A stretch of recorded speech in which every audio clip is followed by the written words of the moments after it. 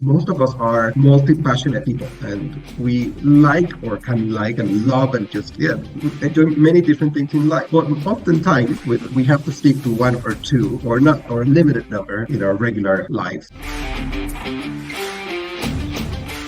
So, hi, lifters out there. Today we have a special guest all the way from Mexico. Luis, welcome to the LIF-E Podcast. And Luis is a LIF 2023 cohort fellow, and he's the founder of tuSolar. Luis, welcome to the LIF-E Podcast. Thank you so much. Pleasure to be here. So, Luis, what is your innovation all about? So, can you just briefly talk about what your startup tuSolar does in Mexico? Sure. So what tuSolar is working on is in turning a solar photovoltaic system that is grid-tied into a smart appliance, so that you can actually have a solar power system that is installed in minutes without tools by almost anybody, and it plugs into a standard socket just like you do your computer. And through these, and by cutting down on the intermediaries, we've managed to make it up to 50% more affordable. So what we want to do is to drive climate action and make renewable energy accessible to the masses and not just to the elites. Okay. Okay. So what inspired you to solve this problem? So what happened? I mean, in context of your journey, so what inspired you to solve this challenge? So I'm an environmentalist, and even though I am an environmentalist, I guess we all achieve our ideals to a different extent, and I was falling short on that. And I still am actually in this new house that we moved to. And even though we do different things to try and lower our environmental footprint, um, the Mexican electricity grid is pretty dirty. About 90% of the electricity comes from fossil fuels, and I've been growing frustrated of how expensive it was to get a solar power system for those of us that don't spend thousands in electricity bills. And I knew from working in climate change full time more than a decade ago that the solar photovoltaic uh, R&D was just having a tremendous uh, incline on efficiencies, just like we had with the computer industry a bit ago.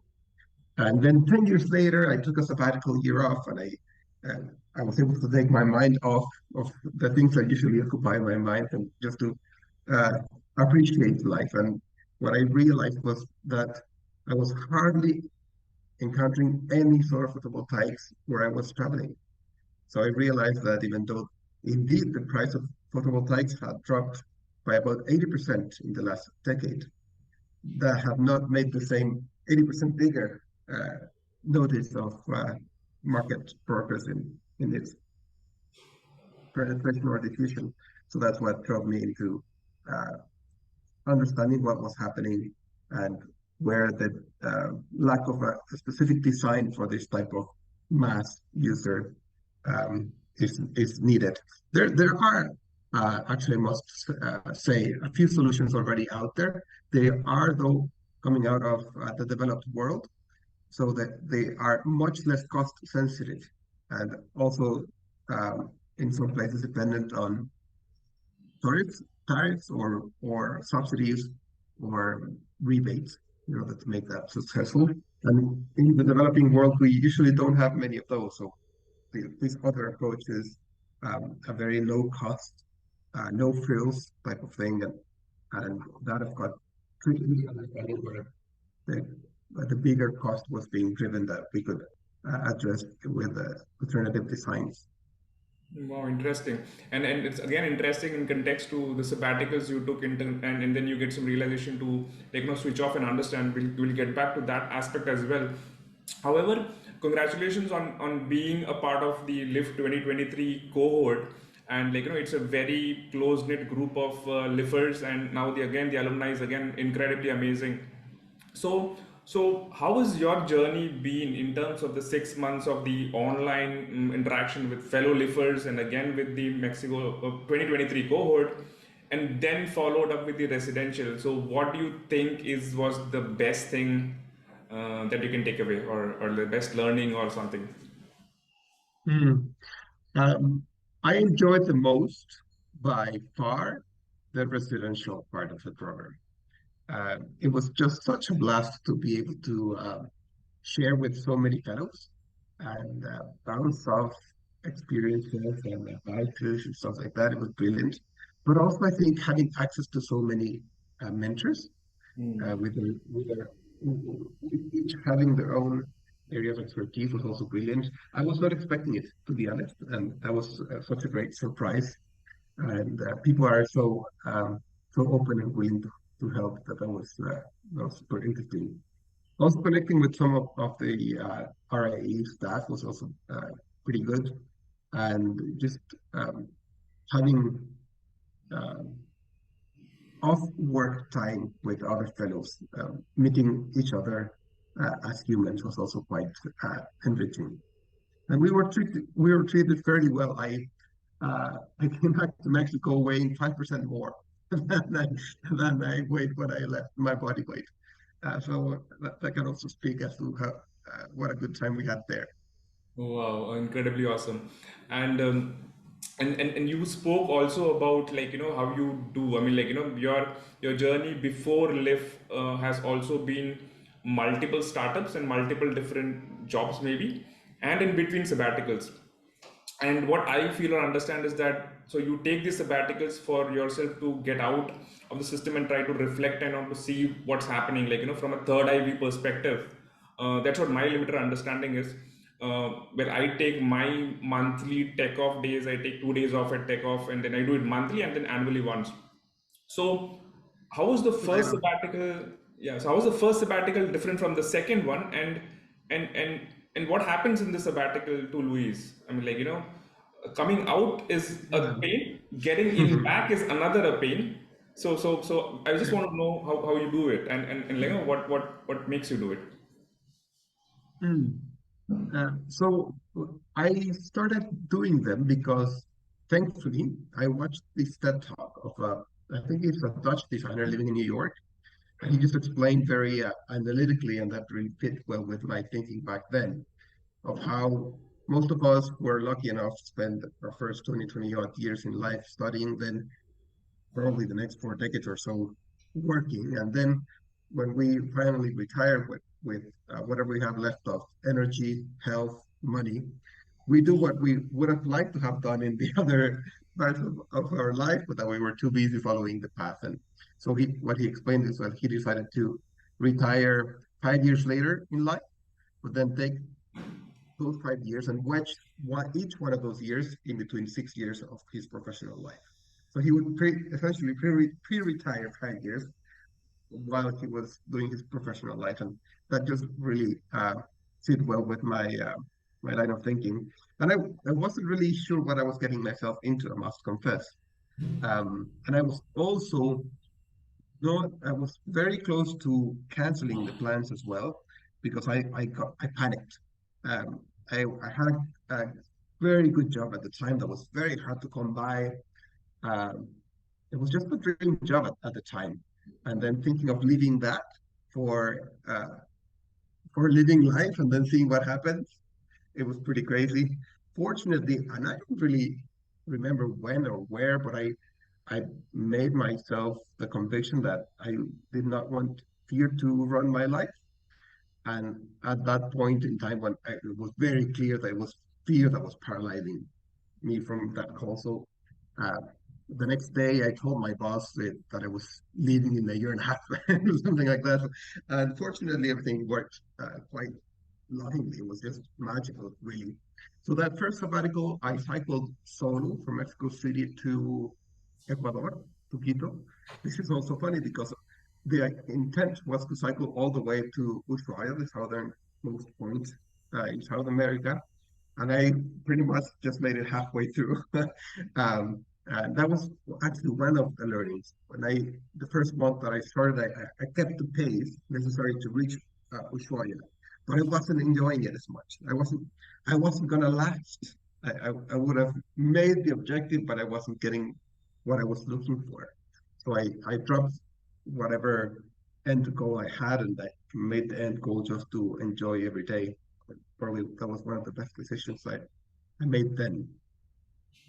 And I think maybe just to try and put it in a gist, in my experience, most of us are multi-passionate people, and we like or can like and love and just uh, yeah enjoy many different things in life.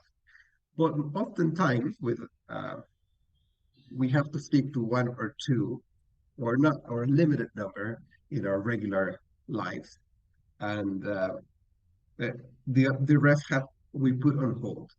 And many people put them on hold for the rest of their lives or quiet them down forever. Sometimes even forget them. And it's understandable because we're too busy doing other things.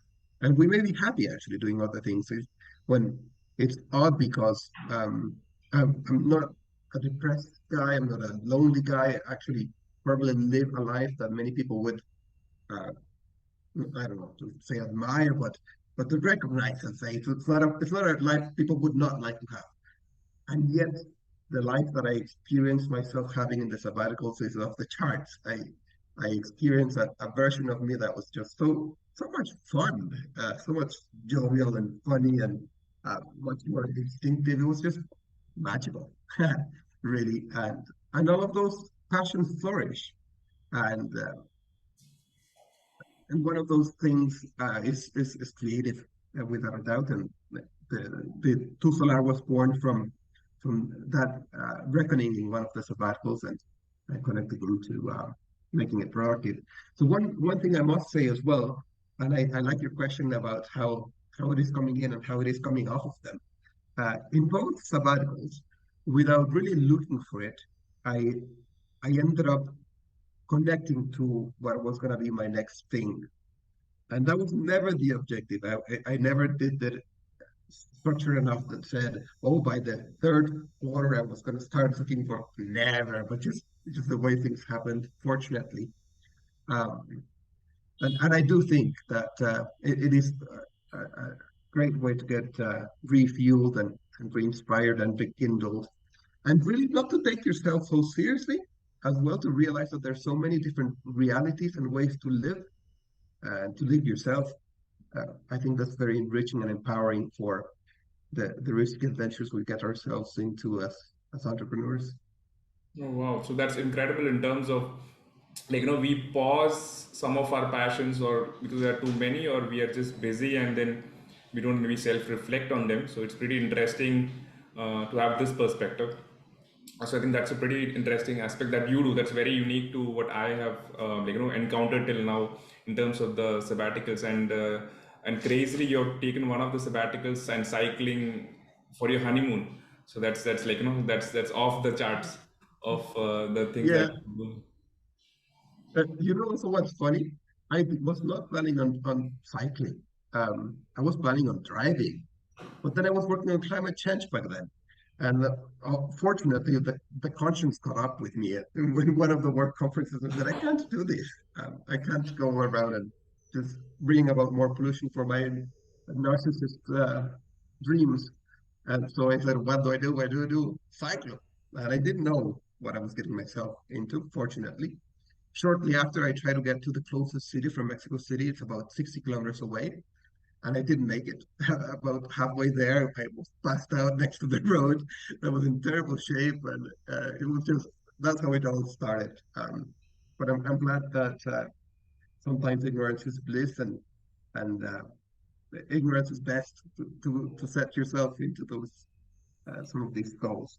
And I think part of the reason why the sabbaticals were so fulfilling as well, without it having the intention for them to be that way is just that physical exposure that you have with cycling, being very connected, much more connected to both the environment and the people, and also the physical aspect of it. You are powering, uh, yeah, your movement. So that just for me a great way to invest that time. Wow.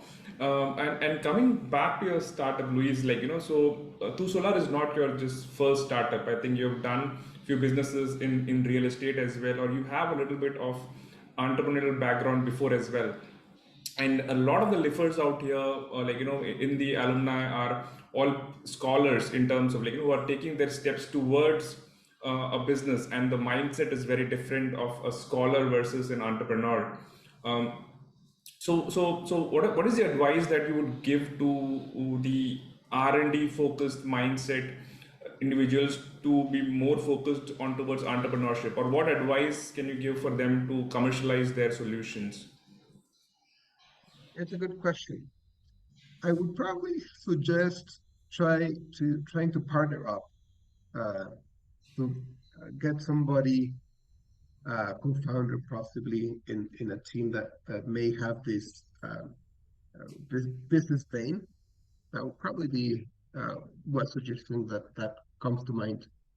Um, but of course, there is not a mandatory requisite. There's fellows who can easily jump from the different aspects of it. Um, I do think, however, in the lovely thing that maybe entrepreneurship and uh, science share is that it's the experiential or experimental element of it all. So I think if we take entrepreneurship and business making just as an experiment, it allows us to take controlled risks and risks that we uh, can get good feedback from. So that's one thing about it. The other is that I think we can control much less variables when we are doing experiments, oftentimes out in reality, or well, it's not reality, but when we're doing entrepreneurship. So it's a bit more uncertain, perhaps, than some of my colleagues focus on controlled environments in which they can do the experiments. So that does take a little bit of a difference. That would be my lone advice, I would say. I also, perhaps from experience, I would be wary of um, going too far down into um, that um, world as well. In my experience, some investors and business people are too um, maybe just I don't know how to say it properly. Um, they can easily forget about the important things and just go crazy about the money. Okay, so they can be short-sighted, or just for the focus of it, and not look at the big picture, and then maybe then realize and then go back the path to make it more balanced. Um, I, yeah, I think so. I am of the opinion that the way most of the businesses are conducted is one that has driven us into this climate crisis and social crisis all over the place. So it is unfortunately business as usual. So when we partner with people that do not realize that the business as usual is a problem, they are very easy to carry on those practices into your business, consciously or unconsciously. okay, interesting, perfect. And now coming to the entrepreneurial side of yourself, as an entrepreneur running teams and building tuSolar, and before that building other companies, any interesting marketing strategies that you have used or you have learned from any of the aspects that you found pretty interesting for your startup, or any pivots that you have taken in your startup that has given you some principle or some learnings that you could share with us in terms of pivots or in terms of strategies which you found interesting in terms of marketing that you could share with us. Yeah, I would probably uh, suggest even to myself at these days, because it's easy to not heed my own advice as we do. Is it to this stage of getting out of the building and just being out there and listening. So with Hippocampus, um, a previous enterprise, it was working with customers that we tweaked our service to better fit what was being looked at. So we it needs to be really run as a partnership. And with tuSolar right now, what we're doing with this first batch is actually it's like curating our first batch kind of process. And I myself want to be involved in through the whole chain of this first batch. It's really a learning experiment, and to be that this is the objective of this batch, to learn as most as possible from our customers and from the process and what works and what doesn't, rather than selling quick and getting more customers later and increasing scaling up as fast as possible in terms of revenue. This is the other approach that I'm trying. It could be thought of as slow design of really getting the product market fit very connected before we go crazy with uh, scale. Interesting. So what you're saying is to and dwell deeper and then do it yourself and to get the product market fit and go through the pain of all the aspects of how things are working in aligning the product market fit as a founder or in the initial part of it and to be very connected with the customer. Right, right. To really understand the minutiae there, like the make or break things for the emotion that's behind the customers using and buying your product or service. Yeah, perfect. So the next part that I want to talk about is that LIF is again 1,000 alumni of LIFers out here and spread across so many segments, and there are again so many startups founders who are working in the solar space as well. And again, the collaborations can be not just solar, but it could be any aspect. So what are the kind of collaborations that you're seeking? Or is it kind of like a co-partnership, or you're looking at co-building a solution or co-licensing solution across 17 countries because that's the spread that we have, and that's what we intend to leverage as well as a network.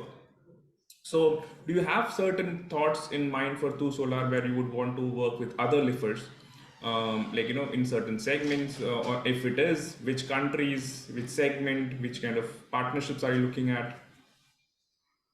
Thank you for asking. So this is a good point that I did not mention at the beginning. tuSolar is developed using open technology principles. So it's freely available and replicable for anybody. Any developer out there that's listening to this and wants to do it, they're welcome to, royalty free.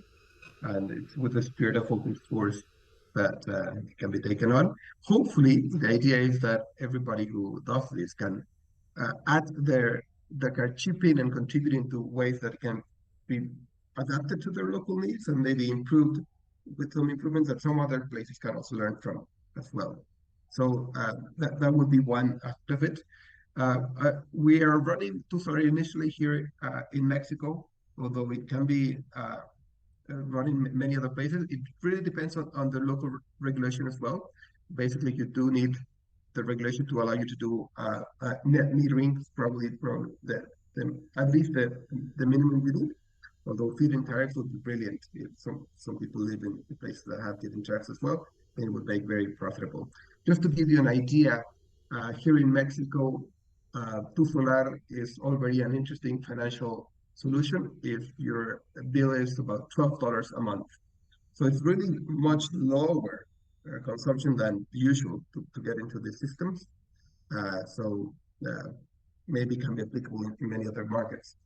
Right now, we would be very lucky if we could bring on board people who have a technical manufacturing background and also software development. The the solution has both a product and a service component to them. The physical product is much more advanced and developed than the software is, which is all on storyboard design as well. So that's where we're at.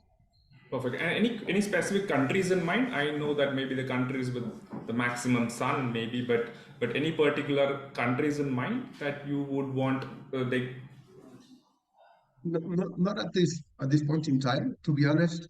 Um, are you familiar with the concept of blue ocean? yes, Yeah, blue and the red to be ocean, yeah. honest, yeah, this is a blue ocean.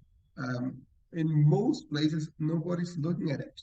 So just in Mexico City, the city where I live, there's about 1 million households whose electricity consumption is more than $12. So I'll get old before I can get to a fraction of them. So this is a gigantic market, but also a gigantic need and a gigantic urgency. So at this point in time, I am best focused into getting this first place down correctly before looking outward. So I have not yet profiled any other countries that could be of interest. Um, but many places fit the bill. Perfect. Good, good. I mean, great. I mean, in terms of looking within the country and then trying to solve there first, and then obviously later on other countries could chip in as well. So one of the questions that we ask in the podcast to all the lifters who come to the podcast is, if you had one superpower, what would that superpower be? And I get crazy kind of answers for this question. So what's your thought on that, maybe? Enlightenment. Yeah. So I'm sure that comes from the sabbaticals. I'm sure it does. Yeah. Perfect, perfect. Just to end the conversation, and the last question that I would want to ask you here is that, so the alumni. So now you've graduated from the LIF cohort. Now you're also part of the alumni of the LIF. Again, it's a diverse network. We have our own private platform, and we also are there on LinkedIn, and we have communication conversations going on. So what do you feel could be the way in which the alumni can be engaged, which can create, because there are so many brilliant minds out there, so many different countries, segments, mindset, cultures. So what kind of engagement do you feel that the AAC, the advisory council that has been recently formed, they can take up, or the academy can take up, to engage the lifters out there and to to serve together or to work together for a common cause, or to bond together or to connect? It's a good question. You probably have already thought of pretty clever answers.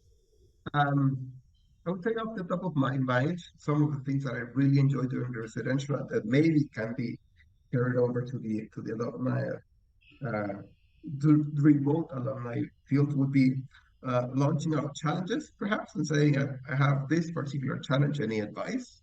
Has anybody been through this? I think that could be quite interesting. Um, I think the what people can advise being in the same field but in different regions in the world could be quite interesting. But also the advice people from different fields that can see the things from a perspective that's more fresh could also be quite of interest. I think one of the challenges perhaps could be, and it happens to me often, I get the emails of the lift updates, and it depends on how crazy a day I'm having, whether I open them or I archive them directly. Um, so that night, I'm sure I'm not the only one having difficulties in getting through all of the things that they would like to do in a day. So really, perhaps curating um, the information that is asked from fellows could be interesting. So it could be a very clear ask, maybe one or two lines, and a very easy way to respond as well. That maybe um, that doesn't require a big commitment at the beginning, and then if there's uh, something else to be done, then that it can be arranged later. Could be a way to work around it. Wow, so that's like challenges can be asked, and these kind of aspects that can engage the community. So I think perfect, sounds great, and I think we should be working on it, and we should be seeing some very interesting challenges also coming up. So to end the podcast again, Luis, thank you so much for your time. So it was very interesting to talk to you and to know the work that you've been doing, and to see the micro things you're doing and the macro and self reflection. So it's a super amazing blend of stuff, keeping yourself at the core to who you are, and just self-reflecting on a certain period of time, and also the superpower that you want is enlightenment. So it all matches together. So you're true to you. So there is no mask on it. So I think pretty amazing to talk to you, and I look forward to meeting you in Mexico when I'm there. And thank you so much for your time. Please, I look forward to meeting you here as well. Let's keep in touch. Perfect, Luis. Thank you so much. Thanks, Raj. Have a good evening.